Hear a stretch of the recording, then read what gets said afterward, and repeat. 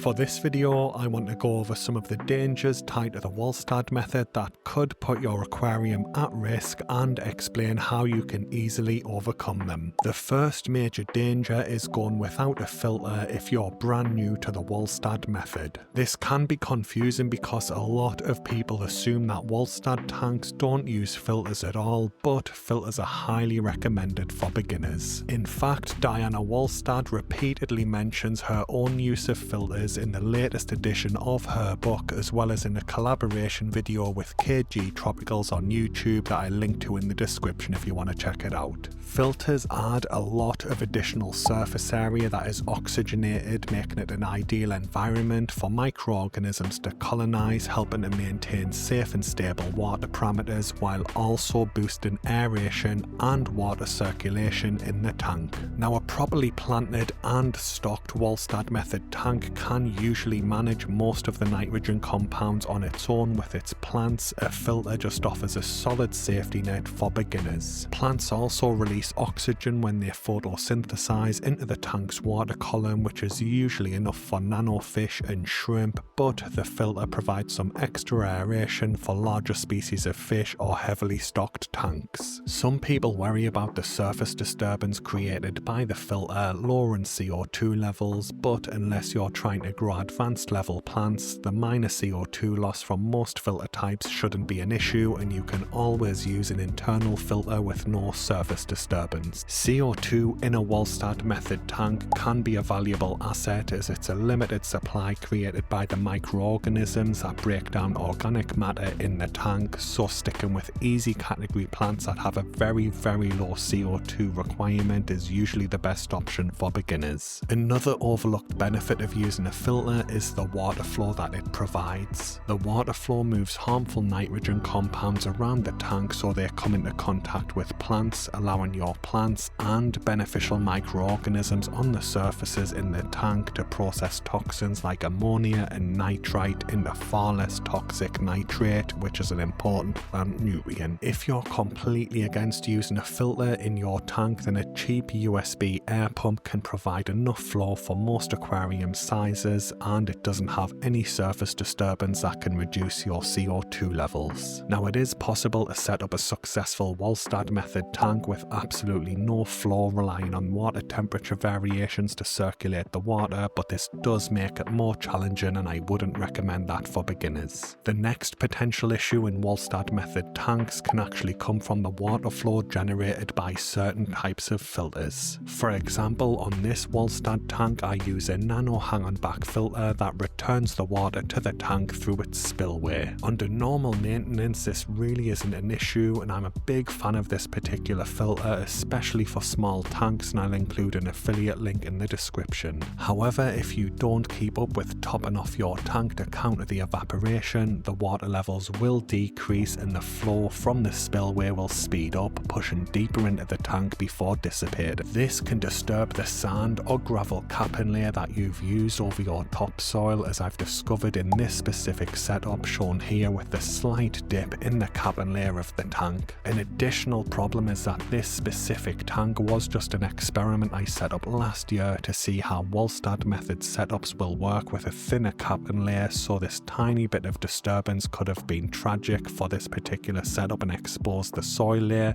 creating mud flowing around the tank. I ran a bunch of different experiments last year with different types of Walstad method tank, and these days I do recommend at least 1 inch of a capping layer of sand or gravel to help trap the nutrients in the soil, prevent cloudy water, and minimize the risk of your filter causing issues with this type of problem. It's also worth noting that constant water top-ups, ideally on a weekly basis, do prevent this from becoming a problem in the first place, as the water does need a decent air gap between the surface of the tank's water and the spillway to cause this issue. Alternatively, you can just use a simple sponge filter with a suitable air pump to avoid this type of problem altogether. The next potential problem, particularly for readers of the Walstad book, is misunderstanding this particular table that has a list of different plants. Now, I can see where the confusion comes from, and I do see why so many people assume that these plants are all heavy hitters for natural water purification, but most of them are surprisingly bad. As the author states on the previous page, page of the table as well as in the table's title, this list of plants is simply a list that she's found to be very easy to grow in her own aquariums. If I could change one thing about the book, it would be to revise this table and add an additional column clarifying the specific role of each of these plants in a Walstad Method tank. I've honestly lost track of how many people comment on my videos now who've set a Walstad Method tank up using a lot of these plants and then run into problems with excess nutrient buildup in the water column. For example, Anubias, Bacopa caroliniana, the cryptocorenes and Echinodorus species as well as the Java fern on this list just grow way too slow to naturally purify your tank's water. Now, beneficial microorganisms can grow on their leaves because of the additional surface area, offering some benefits, but it's still not as good as having fast grown plants. Compare this with the plants in the table like pearlweed, hygrophila, duckweed, frogbit, water lettuce, Rotala rotundifolia, Sagittaria and Vallisneria that have a rapid growth rate and absorb a lot of nutrients just with the plant in addition to the microorganisms that grow on them. Personally, I like to categorize the plants in my Walstad tanks into two different groups. The first one is the practical plants with the fast growth rate that maintains stable water parameters, and then there's the decorative plants with the slow growth rate that just fill out the aquascape in a more decorative rather than practical. If you are a beginner, I highly recommend that you try to cover at least 1/3 of the available planting area in your tank with the fast grown practical plants while adding something like duckweed or water lettuce as a floating plant to maintain safe and stable water parameters for your fish.